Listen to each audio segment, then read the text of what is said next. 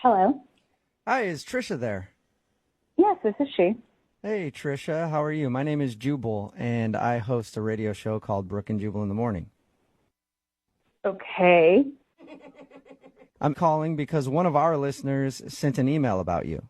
His name is Matthew, and he sent us an email saying you guys were supposed to go out on a date, and then you stopped responding to him, and he wants to know why. He sent an email about that? Why would he do that? Because he liked you and he would like to go out again, but you just stopped talking to him, so he thought maybe we could help him out and figure out the answer. Look, I am not comfortable discussing this. If it's something way too personal, you don't have to tell us, but if it's not, he wants to know. He liked you a lot. You got to put yourself in his shoes. You know how frustrating it can be if you feel like you connected with somebody and then they drop off. I mean, yeah, I get that. And he's a good guy. I totally got that sense from him. Okay, so if he's a good guy, then why aren't you calling him back? Look, he was really cool. He's just not marriage material. Whoa. Why is he not marriage material? Did you guys get into that conversation on your first date? No, we didn't, talk about it. But, you could just tell from the date. Is he immature or something? Well, here's where I am. I am not getting any younger, and I absolutely want to get married someday. And he's just not going to be that guy. That is a really quick judgment to make after meeting someone just one time. Yeah. Actually, we hung out twice. Oh. Okay, so 2 times is enough for you to know that? Now you know everything about him. How can you possibly know that he's not marriage material after 2 hangouts? Because after the second time we hung out, he took me back to his car, and his car was full of stuff, piles and piles. Wait, and are you saying that it was just messy? Like there was garbage and stuff in it? Well, I didn't know. So I had asked him, I was like, what's the deal with all your stuff? Are you moving or something? And he said no. And he said that he lives out of his van. He lives in his van? Yeah, and he does it by choice. What do you mean? It's not that he's homeless, it's that he wants to be homeless? Yeah, he chooses this. Really? What did he say to you to make you think that? He said, look, it's this really great situation. I choose this. I feel it's better. I'm saving money. And I look in there, and there is a mattress. There's a jug of water, hot plate. It's really weird. Oh. Normally, when you see a van with a mattress in it on a first date, that's a good sign. No, it's always bad. So you're saying you didn't want to see him again because he lives in his van?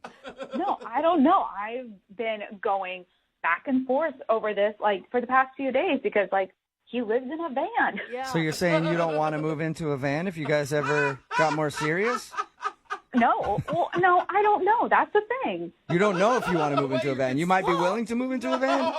No, I definitely don't want to live in a van. That's the problem. Okay. But don't you think, okay, granted, this is a kind of an odd situation, but he has a regular job, right? He has a really good job, and he makes a ton of money. He just chooses to save it. All right, so the guy just likes to live in a van. He seems really in love with his living situation, and if that's the case, I don't want to mess with it. I have so many questions. You don't want to make the guy life give to up me. his house, you know? Exactly, his green van. Yeah. Well, Trisha, I do need to let you know that Matthew is actually on the other line listening, maybe in his van right now, and he wants to talk to you. What? Yeah. Matthew, you there? Oh, my God. Yeah. Hey, Trisha. Oh, my God. I am not in my van, just to clarify. I'm in my office. I'm at work right now. Well, that's good to know. Yeah. I'm just really surprised because, when we went out, you seemed to think it was really kind of cool what I was doing. Yeah, I said it was cool when I was looking at it because I didn't just want to tell you it was weird right off the bat. Okay. Oh, now you're just 180 on this. So I'm confused. Matthew, think about it.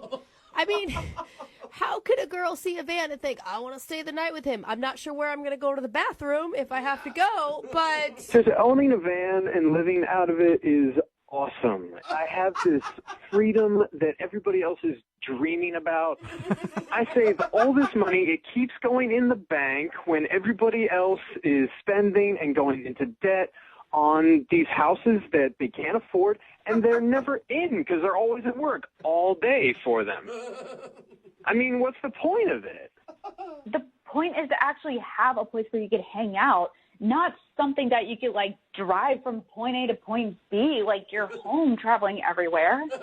But that means I can hang out everywhere, Trisha, wherever I want to hang out. Like, the world is my home. And Trish, I'm not living in the Stone Age with this.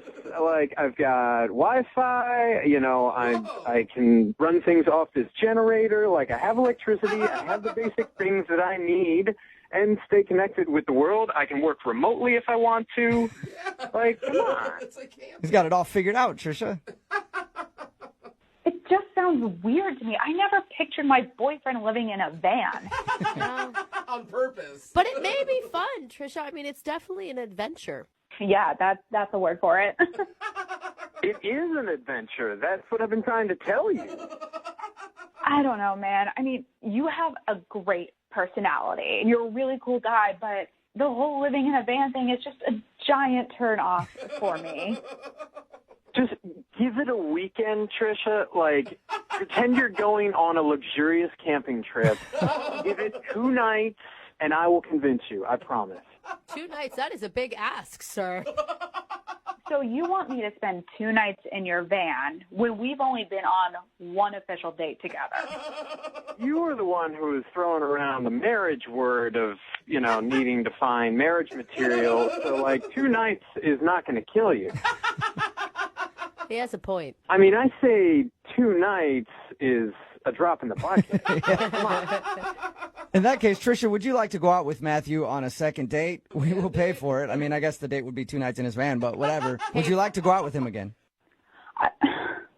You know, I'm still kind of on the fence about it. I am going to say no to 2 nights in the van. Oh. But I'm up to hanging out with him again. Okay, so you'll go out on a date with him, but you won't sleep in the van. Yes, I will go out on a date. I will not spend the 2 nights in a van. Okay. Probably Well, wise. congratulations, Yeah. Matthew. That's a successful second date. I can work with that. All right. So you guys go out on your date. Matthew, you try to convince her that living in a van is better than living in a house, and I wish you both luck.